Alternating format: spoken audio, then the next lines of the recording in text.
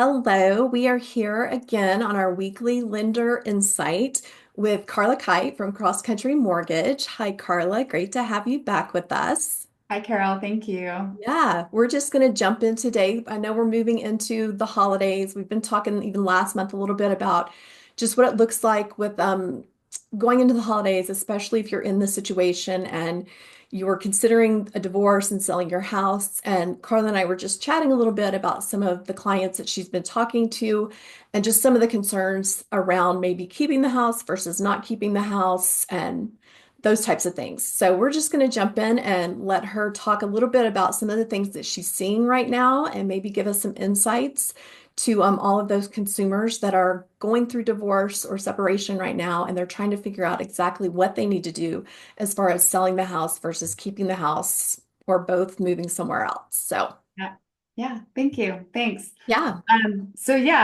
Before we started recording, Carol and I were talking about just, what's happening out in divorce world today, because I talk with divorcing clients all day long.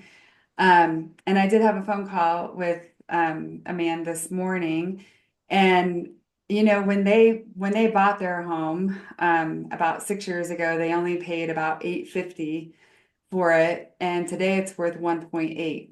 And so I think for people that, have owned their homes for the last 5 or 6 years, we've had a substantial increase in value over that time.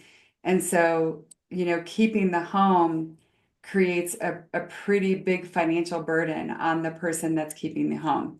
So, like in his case, lucky for him, he could actually afford it, because a lot of my clients can't even afford to keep the home and to buy out the other person, or what they are giving up in that buyout just financially is not worth it. In his case, he can afford to keep it, but he's playing with, do I really want to keep it for that cost? He has assets, so he could use some of his assets to equalize that. He already started calling a couple of banks to find out, what it would be like for him to get a home equity line of credit um, for $700,000. But here's the problem. He only owes about 300 on the mhm, house. So the current mortgage balances are just over 300.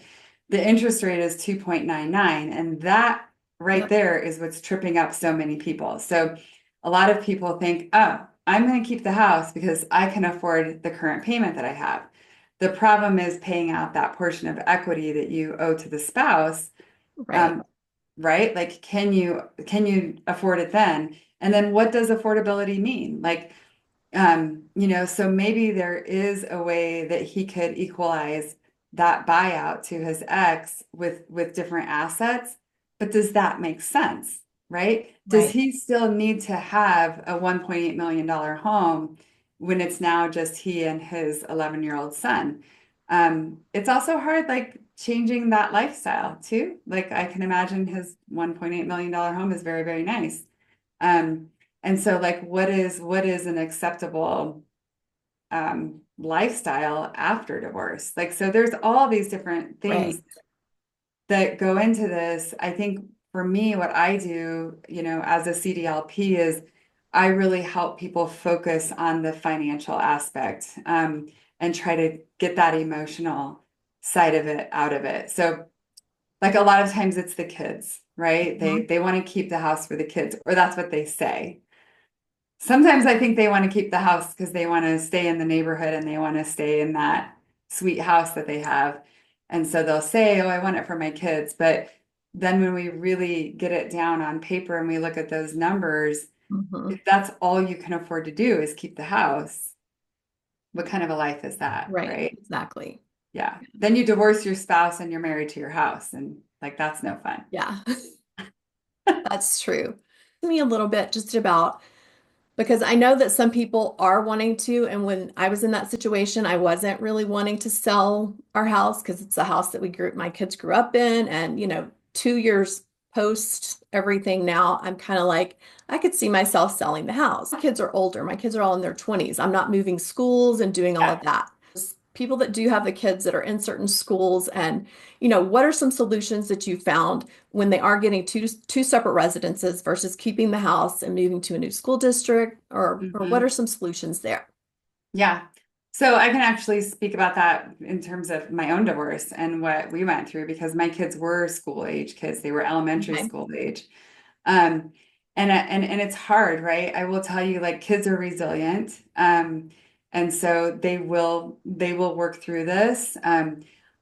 In all honesty, I think um, keeping things convenient for you and your ex if you're sharing custody, I think that's incredibly important, right? Maybe you can integrate them into a different school, as long as you can both live closely enough together, Right. right? So that you can Yeah. make that parenting plan easier on you. Okay. Yeah. Um, I mean, schools are important, don't get me wrong, but what goes on at home, I think, is equally, if not more, Hmm. important, right? Yeah, I agree. So I think everybody looks at this very differently. And so for me, I just have to listen to my clients. And I think some are more adamant than others. And so you just have to, in the end, I have to present what's possible and they have to pick what they want to do. Right. Right. Yeah. Yeah. So you mentioned that you were personally in that situation. What did you guys end up doing? Did you keep your kids in the same school district Yeah. or okay. I did, but it was mostly, I think, we stayed in the same area, you know. So to be Okay. honest with you, he lived in Aurora Public Schools and I lived in Cherry Creek. And so, but we butted up right next to each other right there in Aurora. So the kids we did move them over to Cherry Creek schools at that point. And then like a couple years down the road, I moved into Denver and I moved into DPS. And I did that commuting for that first full Mhm. year to keep them in the same school. Maybe that's why I feel like that. Like Yeah. do what works better for you. At the time, even though I was doing mortgage, I was working from home. And so I was the parent that was doing all of the after school and all of the transportation. That's a lot. So Yeah. yeah, so I did that for a year. I did that drive from Denver to Aurora. And after that first year, we moved them over to DPS it was a good school. It was in Park Hill. So the school was good. Everything about that was good. And it just worked out a little bit better for our situation than, socially. So, but we were very amicable too. So we had a good divorce. Yeah. And that can make all the Yeah. difference for sure. Carol, really quick. So I want to bring this up because you said like here you are 2 years out, and you're thinking, oh, maybe I'll sell, right? Hmm. So this was a point that I brought up to the guy, the $1.8 million guy. Right. Um, what I want him to realize, and this is something too that you're going to have to look into, is um, if he does that, if he looks at it like, well, for right now, I'm going to go ahead and keep the house, but I really don't love this house, and I'll probably end up selling in a year. The big thing that I brought up to him was make sure you address the capital gains issue in the divorce at this point because Great point. him, right? So, I mean, if they sell the home now, they're still going to have to pay a gain on it. I'm pretty certain, unless they don't sell it for the 1.8. But at least it will be split between the two of them. Hmm. If he gets the house and they don't address that gain, and he decides a year later to go ahead and sell it, he's lost a $250,000 exemption that he could have Exactly. gotten with his ex. So Yep. that's a huge thing. And especially you're up in the Boulder area, Hmm. almost every divorce case up there is dealing with a capital gain issue. Right. Right. That's key. You're absolutely right. Mm. Thanks for pointing that out. So, all right.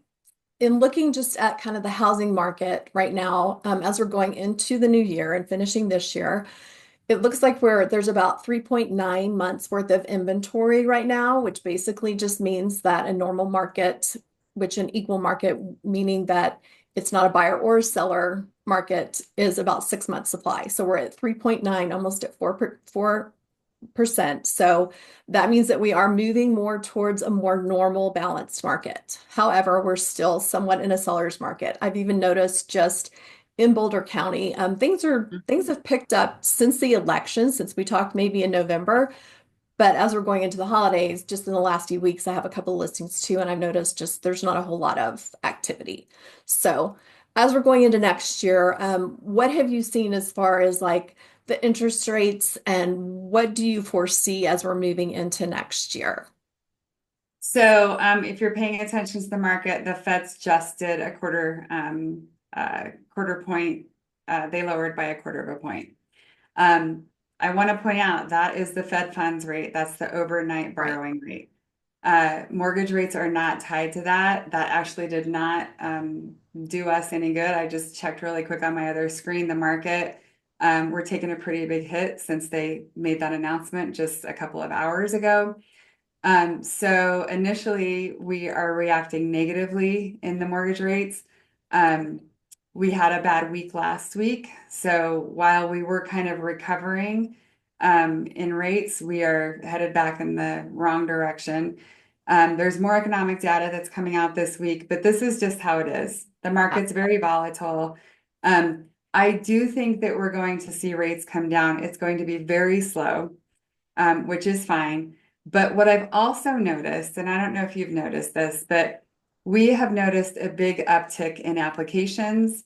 Um, I think people are just fed up. I think they've been told now for over 2 years that rates Mhm. are going to come down. So when rates went up in June of 2022, I remember we were told Fannie Mae actually came out and said rates will be back at 4.5 by March of 2023.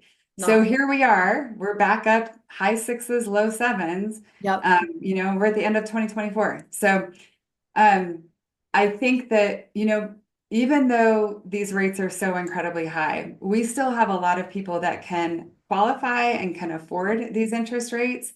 They just don't want them. So I think, what we're seeing is people are just, they're tired of waiting for the rates to come down. And I think people are starting to make a move. So I think we're going to Yeah. have a super strong spring selling market. Right. Um, and I'm excited for it. I mean, I feel bad for our divorcing clients because they don't really have a choice but to jump into this market. Right. Yeah. So, but I think we're going to be very, very busy. I think we are too. And speaking to that, that's really important. I have two clients that are actually getting ready to list in January, and we've been talking since early November just about what that process looks at. So I just wanted to kind of hit on that a little bit as well, is that if you are considering selling in the spring, whether that's April, May, or whether that's February, March, you Hmm. need to probably reach out to your real estate agent sooner versus later so that you guys can get a plan together and you can like start scheduling things like things in the house that might need to be done. With divorcing clients, it's going to be a little bit different, but with everybody else, you can kind of determine when you want to sell and you can talk to your agent and figure out what's the best month to sell for your Hmm. neighborhood. There is seasonality in different neighborhoods, as well as getting things ready for the market so that you're not just like all of a sudden going, oh, okay, it's spring, let's sell. I mean, you need to Yeah. start thinking and planning for those things months before you actually want to jump in, just so that you are in the best situation and you can get the best price for your house. Yeah. So I'd like to add to that. You probably should find out also if you can buy before you sell, Hmm. just in case you find that house of your dreams Yep. and you're still sitting on the market. So that's probably the biggest thing that we run across with move up buyers, is that they're not prepared for that until they find that house and then they are freaking out trying to figure out how they Right. can purchase that home without selling their home. So figure that out first. And one of the biggest secrets is go get a HELOC on your house because you can, if you don't say you're using it for that, but you can use that for a bridge loan and it's free. So if you go get a HELOC Yeah. today and you're not putting your house on the market until the spring, it doesn't cost you anything, but it can absolutely put you in the position that you can buy before selling. Right. So That's I huge. would say talk to your lender about that first because we can tell you how to go about doing that in Right. the best way. Yeah. But that's the biggest thing we run up against with move up buyers is they're not prepared to buy before they sell and then they find the house that they want. Right. And they're Yep. like, I have to do it right now today. And Yeah. Yeah. And then yeah. here we are on a Saturday afternoon trying to figure this Mhm. out for you. So Yep. Yeah, that's great advice. Just get a HELOC. Now, do you guys getting do that with your we have a HELOC okay, product, but I refer them out because okay, we don't do them for free. So I refer them out. Yep, okay. I have a great contact. So Awesome. Great. All right. Well, that covers it for this month. Just wanted to give you guys some information as we do move into the next few weeks and wanted to wish everybody happy holidays. And if you have any questions related to buying or selling real estate, please reach out to me. If you have any lending questions, please reach out to Karla, and we look forward to seeing you guys in the new year. absolutely. Happy holidays, everybody. Thank you Yep. so much, Carol. Okay. Bye.